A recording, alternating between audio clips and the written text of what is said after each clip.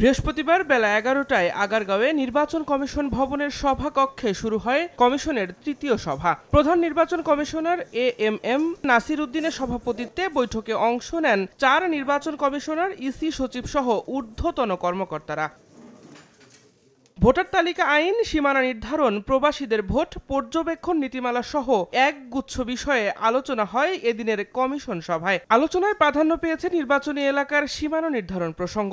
বৈঠক শেষে নির্বাচন কমিশনার আবুল ফজল মোহাম্মদ সানাউল্লাহ বলেন, শুধু ভোটার সংখ্যা নয়, ভৌগোলিক আয়তন ও প্রশাসনিক সুযোগ সুবিধাকে প্রাধান্য দিয়ে সীমানা নির্ধারণ করা হবে। আমাদের জিওগ্রাফিও দেখতে হবে, আমাদের ডেমোগ্রাফিও দেখতে হবে, আমাদের অ্যাডমিনিস্ট্রেটিভ বাউন্ডারিও দেখতে হবে। আমরা এই 3টি বিষয়কে সন্নিবেশ করেই এই প্রভিশনটা করার জন্য সাজেস্ট করছি। 250-টিরও বেশি ডিজাইন অপশন নিয়ে ওয়ালটন স্মার্ট ফ্রিজ, বোঝে আপনার প্রয়োজন।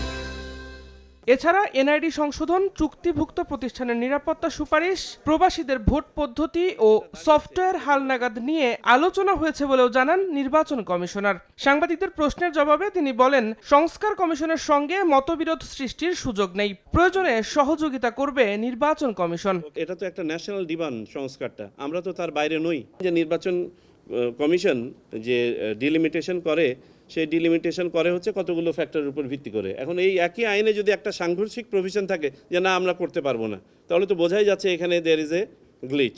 এদিন সকালে নির্বাচন কমিশনের কর্মকর্তাদের সঙ্গে সাক্ষাৎ করেন ইউরোপিয়ান ইউনিয়নের প্রতিনিধি দল।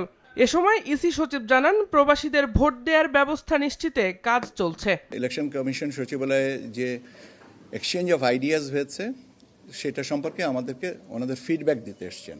সব লেভেলেই একটাই কথা যে ওনারা কমিটমেন্ট আছে for free, fair and credible election. ভোটারদের আস্থা ও সচেতনতা বাড়াতে ইইউ বাংলাদেশকে সহযোগিতা করবে বলেও জানান ইসি সচিব।